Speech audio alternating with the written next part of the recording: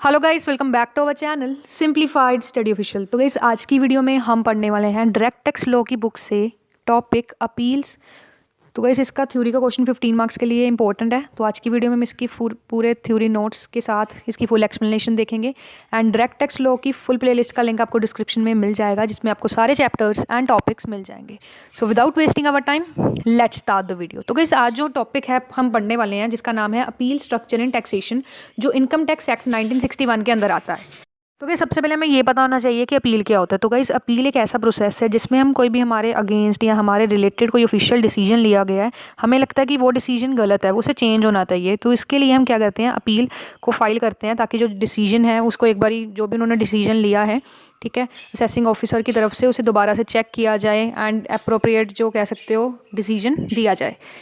Guys जो appeal है वो इसलिए फाइल की जाती है अगर असेसी सेटिस्फाई नहीं होता है, असेसिंग ऑफिसर ने कोई डिसीजन लिया है, जो ऑफिशियल डिसीजन लिया है, तो वो जो असेसी है वो सोचता है कि ये डिसीजन सही नहीं है। तो इसके लिए जो असेसी होता है वो क्या करता है, अपील को फाइल करता है। उसके बाद जो अपील का राइट है वो एक स्टैट्यूटरी राइट है इनकम टैक्स एक्ट के अंदर।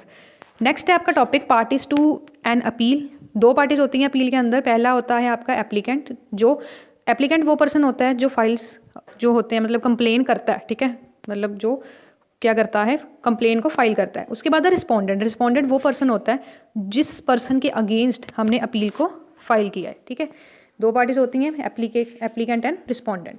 उसके बाद है appeal stages and hierarchy. Total 4 तरीके की अपील होती हैं। पहला है फर्स्ट अपील, दूसरा है सेकंड अपील, तीसरी है appeal to high court and fourth one is appeal to supreme court. सबसे पहला है फर्स्ट अपील। ये आपका कमिश्नर ऑफ इनकम टैक्स के अंदर फॉर्म 35 में फाइल किया जाता है।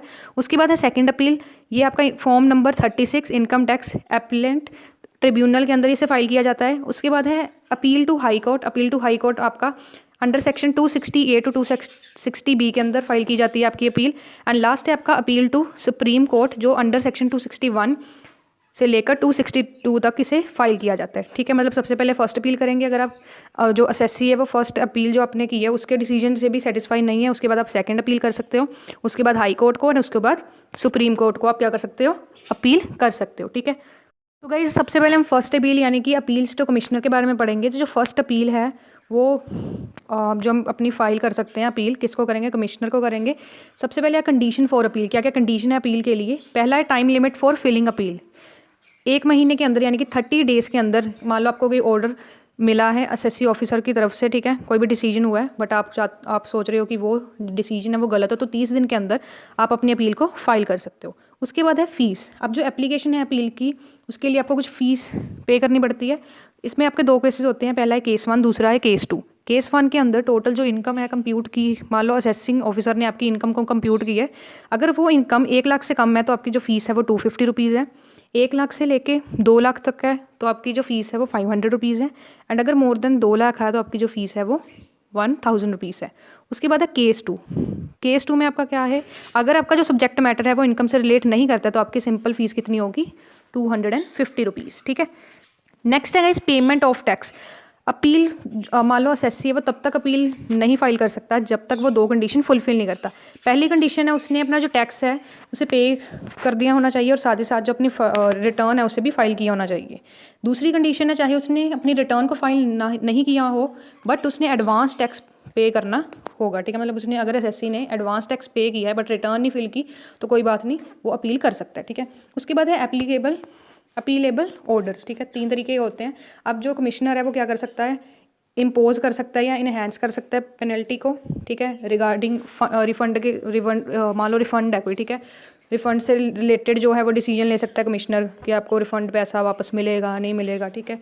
उसके बाद असेसमेंट या रीअसेसमेंट, दोबारा जो डिसीजन लिया गया उसको सारा चेक करना कि हाँ ये सही है या नहीं है, ये सारी चीज़ कमिश्नर चेक कर सकता है। उसके बाद है पावर ऑफ कमिश्नर अपील्स के अंदर।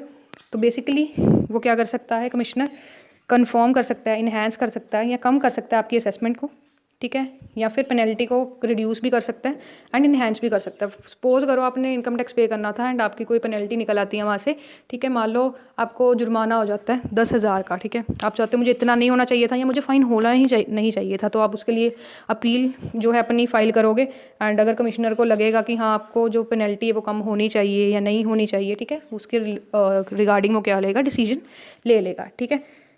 नेक्स्ट है time limit for disposal of appeal. अब जो अपील एसएससी ने फाइल की है वो कितनी देर तक वो अपील का कह सकते हो रिजल्ट मिल जाना चाहिए या फिर जो अपील है वो ख़त्म होनी चाहिए। अगर पॉसिबल हो सके तो 1 साल के अंदर, जो फाइनेंशियल ईयर हमारा होता है ना, 1 साल के एंड तक जो अपील को क्या करना होगा, डिस्पोज करना होगा। ठीक है, मतलब पूरा जो अपील सबमिट की है उसका सारा हल वगैरह निकालना पड़ेगा। उसके बाद है अपील टू एप्लीएंट ट्रिब्यूनल। ठीक है, अब हम पढ़ने वाले हैं अपील टू एपीलेट ट्रिब्यूनल। ठीक है, अगर एसएससी सेटिस्फाई नहीं होता है, पहले मैंने आपको बताया फर्स्ट अपील में हमने कमिश्नर के पास जाके अपनी अपील को फाइल किया। अगर कमिश्नर हमें कोई डिसीजन देता है, ठीक है, हमें लगता है कि हम जो एसएससी है वो उसके डिसीजन से भी सेटिस्फाई नहीं होता, तो आगे वो फर्दर किसके पास आएगा, अपीलेट ट्रिब्यूनल के पास। ठीक है, क्योंकि ये कमिश्नर से ज़्यादा क्या है, हाई अथॉरिटी है, जिसे हम एपीलेट ट्रिब्यूनल कहते हैं। उसके बाद है टाइम लिमिट फॉर अपील। अभी हमने फर्स्ट वाला कमिश्नर वाला भी किया, उसमें भी आपकी टाइम लिमिट थी। ठीक है, टाइम लिमिट है वो पिछले वाले में आपकी थी 30 डेज़ एंड इसमें आपकी 60 दिनों के अंदर, मान लो असेसिंग ऑफिसर ने आपको कोई ऑर्डर दिया है, 60 दिनों के अंदर अगर आप उसमें कोई अपील फाइल करना चाहते हो तो आप कर सकते हो। अगर हम फ़ीस की बात करें तो इसमें भी 2 केसेस आते हैं, केस 1 एंड केस 2। केस 1 में क्या है कि जो टोटल इनकम है असेसिंग ऑफिसर ने कंप्यूट किया, अगर वो 1 लाख से कम है तो 500 रुपये आपकी क्या है फ़ीस होगी, 1 लाख से 2 लाख है तो 1500 fees, and more than 2 lakh है तो 1% ऑफ असेस्ड इनकम, जो जिसकी मैक्सिमम लिमिट 10,000 है। ठीक है, केस 2 में क्या है, अगर वो सब्जेक्ट मैटर है इनकम से रिलेट नहीं करता है तो उसके अंडर आपकी जो फ़ीस है वो 500 रुपीज़ होने वाली है। ठीक है, उसके बाद है गाइज आपका टॉपिक कॉन्स्टिट्यूशन ऑफ ट्रिब्यूनल। अब जो ट्रिब्यूनल ये कॉन्स्टिट्यूट हुआ होता है सेंट्रल गवर्नमेंट के थ्रू, एंड इसमें काफ़ी ज़्यादा जुडिशियल एंड अकाउंटिंग मेंबर्स होते हैं जो इस पर्पज़ के लिए फिट बैठते हैं। ठीक है, उसके बाद है guys time limit for disposable of appeal. ठीक है, जो आपने अपील की है वो सारा आपको उसको रिजल्ट या फिर वो अपील ख़त्म अपना सारा काम करके जो ट्रिब्यूनल है वो आपको क्या करेगा, जो डिसीजन है वो आपको प्रोवाइड करेगा। ठीक है, मतलब जैसे कि कितनी देर के अंदर आपकी जो अपील है वो उसका सारा काम एक बार रीचेकिंग वगैरह सारी हो जानी चाहिए, तो 4 साल के अंदर, 4 साल आपके फाइनेंशियल ईयर गिने जाएंगे, उसके अंदर आपको जो अपील है वो क्या करनी है, डिस्पोजेबल करनी है। ठीक है, डिस्पोज करनी है। उसके बाद है अपील टू हाई कोर्ट। अब अपील टू हाई कोर्ट, सबसे पहले आप कमिश्नर के पास गए, उसने आपको डिसीजन दिया, आपको लगा कि नहीं ये मैं से सेटिस्फाई नहीं हूँ, फिर आप ट्रिब्यूनल के पास गए, उसने भी मान लो आपको कोई डिसीजन दिया, उससे भी आप सेटिस्फाई नहीं हो, तो उसके बाद आप क्या करोगे, हाई कोर्ट तक अपील लेके जाओगे। तो अपील टू हाई कोर्ट में आपका क्या आएगा, कौन फाइल कर सकता है अपील को, असेसिंग या डिपार्टमेंट। टाइम लिमिट क्या है अपील को फाइल करने की, विद इन 120 डेज जब आपको ऑर्डर मिला है। उसके बाद है ground of appeal. Ground of appeal का क्या मतलब होगा, अगर हाई कोर्ट चाहता है कि उसे कोई और इन्फॉर्मेशन या फिर मान लो जो भी अपील उसने फाइल किया उसके रिलेटेड कोई भी उसे डाटा या कुछ भी डॉक्यूमेंट वगैरह चाहिए तो उसे कंसीडर कर सकता है, फुल डिटेल्स को एनालाइज कर सकता है। ठीक है, हाई कोर्ट। उसके बाद है फीस जो है वो अकॉर्डिंग टू लॉ होगी, कोर्ट की फ़ीस के अकॉर्डिंग। ठीक है, उसके बाद अगर इस प्रोसीजर ऑफ हियरिंग, अब जो अपील है वो आपको जैसे सामने आपके 2 जज बैठे होने चाहिए, मेजोरिटी में जो डिसीजन है वो अपील का लेना है। ठीक है, उसके बाद है कम्युनिकेशन ऑफ ऑर्डर। अब जो भी ऑर्डर दोबारा से पास किया जाएगा हाई कोर्ट के बाद अपील करने के बाद या पहले किया गया, उसकी जो कॉपी है वो दोनों पार्टीज़ को, एप्लीकेंट एंड रिस्पोंडेंट को मिलनी चाहिए। उसके बाद है time limit to dispose of case, इसमें कोई लिमिट नहीं है। ठीक है, उसके बाद लास्ट है हमारा अपील टू सुप्रीम कोर्ट। कौन फाइल कर सकता है अपील, असेसिंग या डिपार्टमेंट। ठीक है, एंड टाइम लिमिट क्या है अपील को फाइल करने की, with in 90 days from the receipt of order. उसके बाद अगर इस फीस है वो अकॉर्डिंग टू कह सकते हो कोर्ट पे डिपेंड करता है वो कितनी फ़ीस लेंगे। ठीक है, अपने अकॉर्डिंग। उसके बाद है प्रोसीजर ऑफ हियरिंग। अभी हमने हाई कोर्ट का पढ़ा, बिल्कुल सेम वैसे ही है, सामने आपके 2 जज बैठे होने चाहिए, मेजोरिटी में डिसीजन होना चाहिए। उसके बाद है कम्युनिकेशन ऑफ ऑर्डर, जो भी ऑर्डर दोबारा से या कोई भी डिसीजन लिया गया है सुप्रीम कोर्ट की तरफ से वो दोनों पार्टीज़ को कम्युनिकेट करना है। एंड उसके बाद है time limit for dispose of appeal.